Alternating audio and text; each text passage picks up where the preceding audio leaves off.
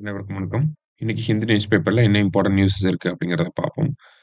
முதல்ல பார்த்தீங்க அப்படின்னா, நமக்கு ஆர்க்கியாலஜிக்கல் சர்வே ஆஃப் இந்தியா வந்து என்ன சொல்லியிருக்காங்க அப்படின்னா, கீழடி எக்ஸ்கவேஷன் ஃபர்ஸ்ட் 2 எக்ஸ்கவேஷன் பார்த்தீங்க அப்படின்னா, நமக்கு மத்திய அரசாங்கம் ஃபர்ஸ்ட் 3 எக்ஸ்கவேஷனுமே மத்திய அரசாங்க அளவுல தான் நடந்துச்சு.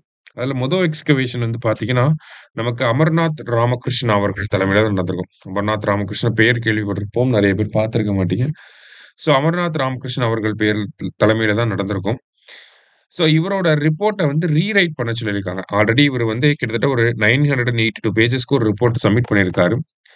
அந்த ரிப்போர்ட்ட ரீரைட் பண்ணுங்க அப்படின்னு சொல்லி அ ஆர்க்கியாலஜிக்கல் சர்வே ஆஃப் இந்தியா வந்து சொல்லியிருக்காங்க. சரிங்களா?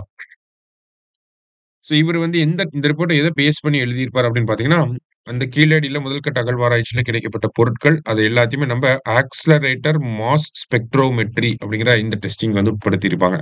அது மட்டும் இல்லாம கார்பன் டேட்டிங்லாம் பண்ணி பார்க்கிறப்ப, கீழடியோட காலகட்டம் அப்படிங்கிறது 200 பிசிஇ அப்படின்னு சொல்லியிருந்திருப்பாங்க. ஸோ ஸ்டில் பார்த்தீங்கன்னா, அவரோட ரிப்போர்ட்ல இன்னும் கொஞ்சம் ஆ அ டைம் பீரியட் வந்து இன்னும் கொஞ்சம் அ பின்னாடியே வச்சிருக்காரு. சரிங்களா?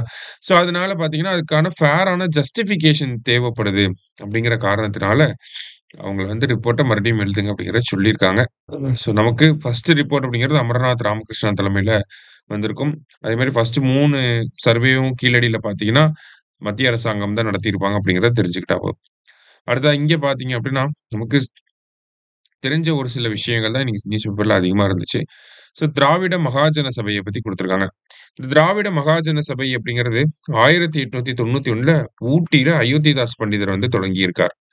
அதே வருஷம் பார்த்தீங்கன்னா, பஞ்சமர் மகாஜன சபை அப்படிங்கிறதையும் தொடங்கியிருப்பார். ஓகேங்களா? 1891ல திராவிட மகாஜன சபா. அத தொடங்குனது யாருன்னா, அயோத்திதாச பண்டிதர்.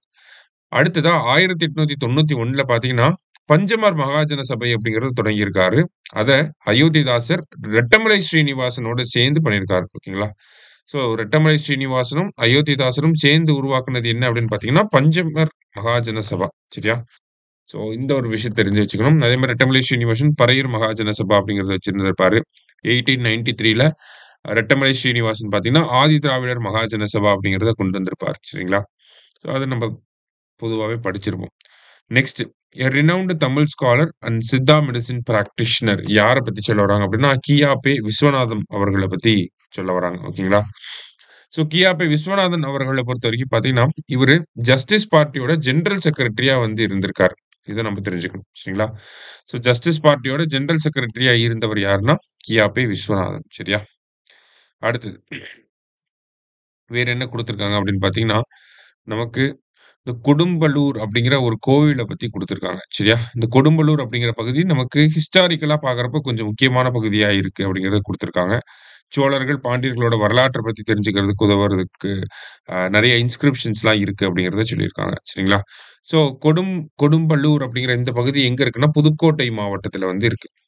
ஓகே. கொடும்பளூர் அப்படிங்கிறது புதுக்கோட்டை மாவட்டத்தில வந்து இருக்கு.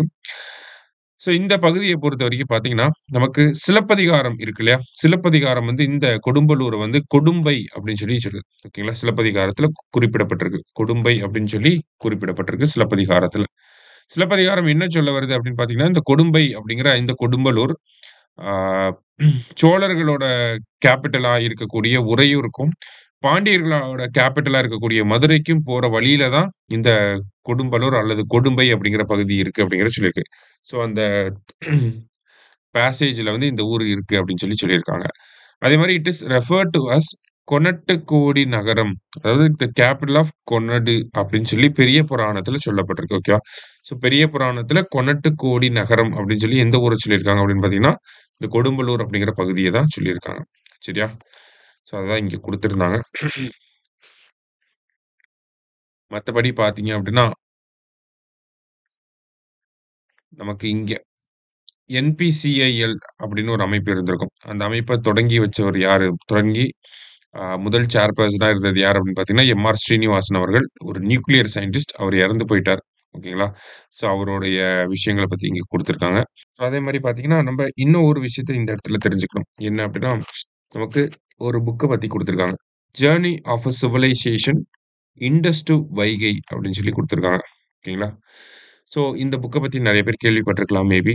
So journey of a civilisation Indus to Vaigai அப்படிங்கிற புக்கை யார் எழுதியிருப்பாங்க அப்படின்னா, ஆர். பாலகிருஷ்ணன் அவர்கள் வந்து எழுதியிருப்பார். சரிங்களா? ஸோ இது ஒரு முக்கியமான புக்கு. ஹிஸ்டாரிக்கலி இம்பார்ட்டன்ட்டான ஒரு புக். அத கொஞ்சம் பார்த்து வச்சுக்கோங்க. சரியா? Journey of a civilisation Indus to Vaigai. சரியா? ஸோ இன்னைக்கு நியூஸ் பேப்பர்லேருந்து முக்கிய செய்திகள பார்த்துருக்கோம். நன்றி.